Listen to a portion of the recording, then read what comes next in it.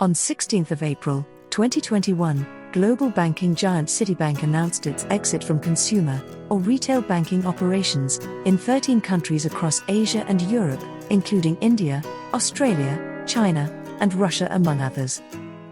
Now the question is, despite being hailed as one of the largest foreign banks in these countries, having a significant customer base, why did the bank choose the exit option? Well, in this video, let us take a look at several of these factors and their consequences.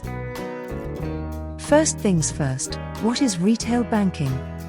Well, most of us have heard of retail businesses, where the seller sells his products to the end customer, and this is exactly the concept that is used in retail banking too.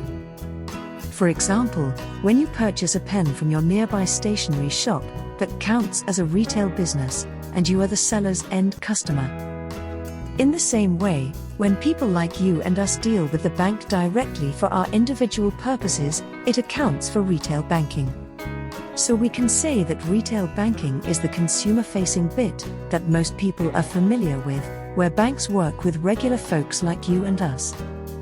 On the other hand, institutional banking, which is actually the very opposite, focuses on big businesses that earn millions and billions in revenue each year. Unlike retail banking, the needs and requirements of these business giants are very complex, and so there is a need for clear distinction between the two. Now, although Citibank holds a large share of the pie when it comes to institutional banking, it had been facing challenges from local competitors over the years in its retail banking operations. And while it has traditionally been seen as a global bank, with a rich institutional heritage, their retail business wasn't entirely insignificant either. In India alone, the bank had 3 million customers in retail, 1.2 million bank accounts, about 35-odd branches, and over 2.2 million credit cards issued as of March 2020. In fact, they were the early pioneers of introducing credit cards in India. In order to understand what led to this decision of quitting retail segment, let us take a look at the Indian banking market for instance. Today, the retail segment in India is extremely competitive. There are a whole lot of banks trying to compete with you, while everybody is looking forward to capture a share in the same pie. Practically, all banks want a salaried folk with good credit history as their customer. Those with a stellar record of paying back borrowed money is what these banks are looking for. And for Citi, this wasn't an easy nut to crack, especially considering how local banks in India seem to have sunk their teeth in quite deep. An article in Forbes says that, in India, Citibank has only 35 retail branches and employs about 4,000 people in its consumer banking business. In contrast, one of India's largest domestic banks, State Bank of India, has about 24,000 branches alone.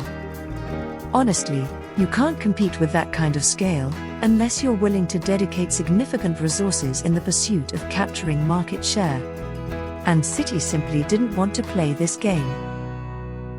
Citi will henceforth focus on institutional business, which wouldn't require a lot of branches and people, unlike retail banking.